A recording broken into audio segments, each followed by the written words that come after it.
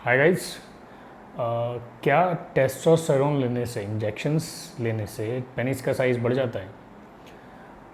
ये मैं इसलिए बता रहा हूँ कि मैंने एक माइक्रो पेनिस का पेशेंट था, 13 साल का लड़का, जिसको टेस्टोस्टेरोन की साइकिल्स दी थी और उसका बिफोर साइकिल स्टार्ट करने से पहले पेनिस का मेजरमेंट लिया था और जब साइकिल्स कंप्लीट हो गई फिर मेजरमेंट लिया तो उसका पेनिस का साइज़ इंक्रीज़ हो गया था।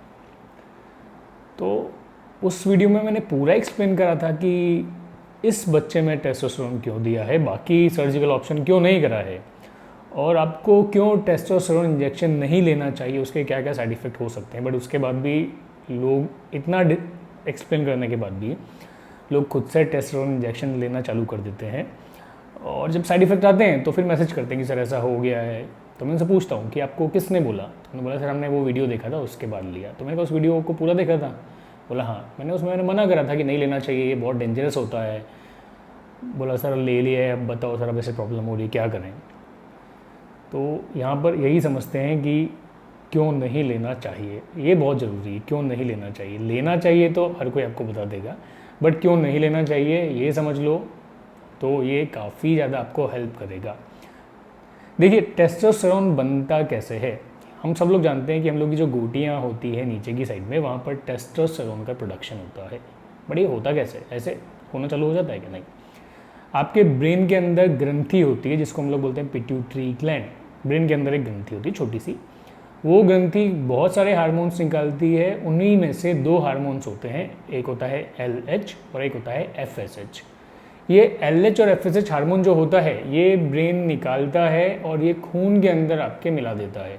अब ये ब्रेन से खून के थ्रू इस ग्रंथि से ये हार्मोन निकले हैं FSH और LH, ये आपके टेस्टिकल की पोजीशन तक जाते हैं, टेस्टिकल्स के अंदर जाते हैं और टेस्टिकल में जाने के बाद में ये टेस्टिकल को मैसेज देते हैं कि आप टेस्टोस्टेरोन हार्मोन का प्रोडक्शन करो, आप स्पर्म का प्रोडक्शन करो। राइट। फीमेल के अंदर भी FSH और LH हार्मोन निकलता है, लेकिन उनके अंदर ये क्या मैसेज देते हैं, ये उनकी ओवरी या अंडाशय में जाते हैं और वहाँ पर ये मैसेज देते हैं कि आप ओव्यूलेशन करो, ओवम का प्रोडक्शन करो और एस्ट्रोजन और प्रोजेस्टेरोन हार्मोन का प्रोडक्शन करो। तो मेल और फीमेल में दोनों में ये मैसेज देते हैं कि आप सेक्स हार्मोन का प्रोडक्शन करो। तो ऐसा होता है। तो साइकिल क्या हुआ कि ब्रेन ने FSH और LH निकाला पिट्यूटरी ग्लैंड ने, और वो FSH और LH हार्मोन था वो आपके टेस्टिकल में गया, टेस्टिकल को मैसेज दिया तो टेस्टिकल ने टेस्टोस्टेरोन हार्मोन निकाला और स्पर्म बनाए। और जो स्पर्म होते हैं फिर वो आपके सीमेन या वीर्य के अंदर चले जाते हैं और फिर वो बाहर निकलते हैं सेक्स के टाइम पे। और जो टेस्टोस्टेरोन हार्मोन होता है वो आपके ब्लड में चल जाता है और फिर वो ब्लड में जाके बाकी जगहों पे जहाँ पे उसको काम करना होता है, जैसे कि मांसपेशियों को बढ़ाना होता है, मसल ग्रोथ जिसको हम लोग बोलते हैं, फिर आपकी वॉइस को ज़्यादा वो डीपन करता है, आपके हेयर ग्रोथ करवाता है, स्वेटिंग बहुत ज़्यादा होती है, बाकी जो नॉर्मल फंक्शन होते हैं टेस्टोस्टेरोन के वो सारे फंक्शन करता है। अभी लोग बोलते हैं सर एक्सेसिव मास्टरबेशन करने से टेस्टोस्टेरोन कम हो जाता है क्या? तो यार खुद दिमाग लगाओ, टेस्टिकल ने टेस्टोस्टेरोन बना के ब्लड के अंदर डाल दिया है और स्पर्म बना के सीमेन में डाल दिया है। टेस्टोस्टेरोन सीमेन में नहीं डाला है, तो आप जब सीमेन निकाल रहे हैं तो टेस्टोस्टेरोन कैसे कम होएगा? तो ये आपकी एक मिथ है जो आपको समझनी चाहिए और आपको बार बार उस चीज़ को पूछना नहीं चाहिए। एनीवेज, अब देखिए, अब आपके अंदर नॉर्मल टेस्टोस्टेरोन प्रोडक्शन हो रहा है। बहुत से लोगों को तो ये गलतफहमी होती है सर मेरा टेस्टोस्टेरोन लेवल बहुत कम आया है, मैं अश्वगंधा लेके बढ़ा लूँ क्या, मैं ये लेके बढ़ा लूँ क्या, मैं ऐसा कर लूँ क्या, सर पेनिस का साइज बढ़ जाएगा क्या, ऐसा कर जाएगा? नॉर्मल टेस्टोस्टेरोन ही होता है 99% पेशेंट्स के अंदर। पेशेंट भी नहीं बोलूँगा उनको, नॉर्मल लोगों के अंदर जो कि खुद जिनको की फीलिंग होती है कि हम लोगों में टेस्टोस्टेरोन हार्मोन कम हो गया, नहीं है भैया, बहुत टेस्टोस्टेरोन है, टेंशन मत लो। तो अब सपोज आपने बाहर से टेस्टोस्टेरोन इंजेक्शन लिया, नॉर्मली आपको जितना टेस्टोस्टेरोन चाहिए वो आपके टेस्टिकल या गोटियाँ बना रही है। अब आप बाहर से जब टेस्टोस्टेरोन ले रहे हैं तो जो गोटियाँ हैं वो टेस्टोस्टेरोन को बनाने बंद कर देंगी जब तक कि आप बाहर से टेस्टोस्टेरोन लेते रहेंगे। अब जब टेस्टोस्टेरोन हार्मोन का प्रोडक्शन बंद होगा तो गोटी का दूसरा काम क्या होता है? स्पर्म का प्रोडक्शन करना। तो स्पर्म का प्रोडक्शन भी आपका जो होगा वो अब बंद हो जाएगा, राइट, या टेम्पररी कम हो जाएगा जब तक कि आप टेस्टोस्टेरोन को लेते रहेंगे। ऐसा क्यों होता है? क्योंकि आप बाहर से जो चीज़ टेस्टिस बना रहे हैं उसको ले रहे हैं तो फिर टेस्टिस को बढ़ाने की जरूरत ही नहीं है। थोड़े टाइम तक ठीक है, लेकिन जब लंबे टाइम तक या रिपीटेडली ऐसा काम होता है कि आप बाहर से टेस्टोस्टेरोन ले रहे हैं तो टेस्टिकल परमानेंटली टेस्टोस्टेरोन बनाना बहुत ज़्यादा कम कर देते हैं और स्पर्म प्रोडक्शन को भी बहुत ज़्यादा कम कर देते हैं। तो वो जो डैमेज होता है वो परमानेंट होता है, टेम्परेरी नहीं होता है, राइट। एक बार टेस्टोस्टेरोन ले लिया उससे ऐसा नहीं होएगा, लेकिन लिए जा रहे हैं, साइकिल पे साइकिल लिए जा रहे हैं, ये होप में कि पेनिस का साइज़ बढ़ जाएगा, तो this is not good. Testicle अगर परमानेंटली डैमेज हो गए तो फिर कोई ट्रीटमेंट नहीं है, फिर आप कितने भी बाकी इंजेक्शन ले लो, इंड्यूसिंग एजेंट ले लो, कुछ फ़र्क नहीं पड़ने वाला है, राइट। तो इसीलिए आपको बाहर से टेस्टोस्टेरोन इंजेक्शन की ज़रूरत ही नहीं है। अब आप बोलेंगे सर नेचुरली कैसे बढ़ाएं? देखिए, सबसे अच्छा तरीका नेचुरल हार्मोन टेस्टोस्टेरोन को रेगुलेट करने का, मैं बढ़ाने की जगह रेगुलेट वर्ड यूज़ करूँगा। रेगुलेट मतलब कि नॉर्मल रेंज अगर है 200 से 500, मैं रेफरेंस के लिए बता रहा हूँ आपको, होती क्या है वो तो आपको ब्लड रिपोर्ट में पता पड़ जाएगी, आप मुझको मत भेजा करो, आप खुद देखो वहाँ पे आपकी रेंज और रेफरेंस रेंज लिखी होती है, उसके अंदर तो मतलब नॉर्मल है।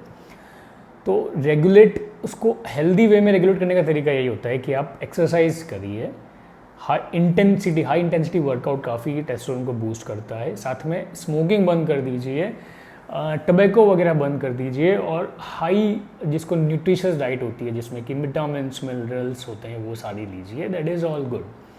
अश्वगंधा का क्या रोल है देखिए, ये आयुर्वेदिक में बताया गया है, लेकिन क्योंकि मेरी पढ़ाई आयुर्वेदिक तरीके से नहीं हुई है तो अश्वगंधा के बारे में मेरी नॉलेज बिल्कुल एक कॉमन मैन जैसी ही है। अगर आपको पूछना है कि अश्वगंधा वाकई में टेस्टोस्टेरोन हार्मोन को इंक्रीज करता है तो आपको किसी आयुर्वेदिक के क्वालिफाइड डॉक्टर से, जिनके पास डिग्री है आयुर्वेदिक की, उनसे पूछना पड़ेगा। मुझसे पूछना तो जितनी आपको नॉलेज है उतनी ही मुझे नॉलेज है, तो मैं इस चीज़ के बारे में कमेंट करना नहीं चाहूँगा। तो ये जो वे होता है टेस्टोस्टेरोन को रेगुलेट करने का नॉर्मल तरीका होता है। अब आप बोलेंगे सर आपने जो वीडियो था उसमें फिर बच्चे को टेस्टोस्टेरोन इंजेक्शन क्यों दिया? चलिए, उस केस को मैं प्रेफर करूँगा कि आप YouTube account plastic surgeon blog पे जाइए। अब आप ढूंढेंगे तो आपको बहुत टाइम लग जाएगा, तो आपको क्या करना है, प्लेलिस्ट वाला ऑप्शन होगा, ऊपर की साइड में टैबलेट्स बनी हुई है जिसमें कि वीडियोस होता है, कम्युनिटी टैब होता है, प्लेलिस्ट होता है, प्लेलिस्ट ऑप्शन को प्रेस करना। उसके बाद में आपको बहुत सारी प्लेलिस्ट मिलेगी, उसमें पेनिस सर्जरी की प्लेलिस्ट है, डर्मोफेट ग्राफ्ट जिसमें पेनिस साइज बढ़ाते हैं वो अलग प्लेलिस्ट है, और पेनिस सर्जरी की अलग प्लेलिस्ट है। उस पेनिस सर्जरी की प्लेलिस्ट में माइक्रो पेनिस का केस है, अब वो देखना। तो देखिए, इस बच्चे में टेस्टोस्टेरोन देने से पहले मैंने देखा कि इसके अंदर FSH मतलब प्रॉब्लम कहाँ है, तो मैंने उसका ब्लड टेस्ट करवाया, पेशेंट का ब्लड टेस्ट भी सारे करवाए मैंने, कौन कौन से, टेस्टोस्टेरोन लेवल करवाया उसका, फिर FSH और LH हार्मोन का लेवल भी करवाया, साथ में मैंने बाकी हार्मोन के लेवल भी करवाए थे, बट क्योंकि हम लोग यहाँ पे जनरल डिस्कशन कर रहे हैं तो मैं आपको टू द पॉइंट ही बात करूँगा। तो मैंने FSH और LH दोनों हार्मोन का लेवल कराए और टेस्टोस्टेरोन का लेवल कराया। तो उसका जो FSH और LH हार्मोन था वो नॉर्मल रेंज में था। इसका मतलब कि ब्रेन जो था वो नॉर्मली FSH और LH हार्मोन होता है वो प्रोड्यूस कर रहा है और खून के अंदर भेज रहा है, और वो FSH और LH जो होता है वो टेस्टिकल तक पहुंच भी रहा है, राइट। फिर जब उसका टेस्टोस्टेरोन लेवल कराया तो वो एक्सट्रीमली लो था, सिंगल डिजिट में उसका टेस्टोस्टेरोन लेवल आया था, मतलब बहुत ज़्यादा कम। इसका मतलब ये हुआ कि ब्रेन अपना काम कर रहा है, लेकिन टेस्टोस्टेरोन जिसको कि टेस्टोस्टेरोन को प्रोड्यूस करना चाहिए वो उतना टेस्टोस्टेरोन प्रोड्यूस नहीं कर रहा है। मतलब कि यहाँ पर गोनेडल फेलियर है, मतलब टेस्टिस में ही प्रॉब्लम है, टेस्टिस प्रोडक्शन नहीं कर रहे हैं, राइट। अब बच्चा 13-14 ईयर का था तो टेस्टोस्टेरोन नहीं बन रहा था, LH FSH बराबर थे, तो इसमें हमारे पास ऑप्शन सिर्फ उसको टेस्टोस्टेरोन रिप्लेसमेंट थेरेपी ही जाता है, जिसमें कि हम लोगों को हर 21 दिन पर उसको एक डिफाइंड डोजेस के अंदर टेस्टोस्टेरोन इंजेक्शन देना पड़ता है। उसको फिर हम लोग 3-4 मंथ के बाद में वापस रिव्यू करते हैं, तो उसमें वो जो साइज़ होता है वो बढ़ जाता है। अब आप बोलेंगे सर ये परमानेंट है क्या, हमेशा देना पड़ेगा क्या? तो देखिए, पेशेंट को रिव्यू करना होता है हर 3-3, 4-4 महीने या 6-6 महीने में, उसके ब्लड टेस्ट करा के देखना पड़ता है कि अभी इंडक्शन स्टार्ट हो गया है क्या। कुछ पेशेंट में इंडक्शन स्टार्ट हो जाता है तो फिर हम लोग को रिप्लेसमेंट जरूरत नहीं पड़ती, लेकिन अगर नहीं हुआ है तो फिर हमको लंबे टाइम तक वो रिप्लेसमेंट थेरेपी देनी पड़ेगी, राइट। इस पेशेंट में अगर FSH और LH हार्मोन नहीं बनता तो फिर मतलब उसका लेवल भी कम होता, तो मुझे लगता है कि प्रॉब्लम टेस्टिस में नहीं है, प्रॉब्लम जो पिट्यूटरी ग्लैंड है वो प्रॉपर काम नहीं कर रही, तो फिर मुझे यहाँ पर FSH और LH का रिप्लेसमेंट करना पड़ेगा, राइट।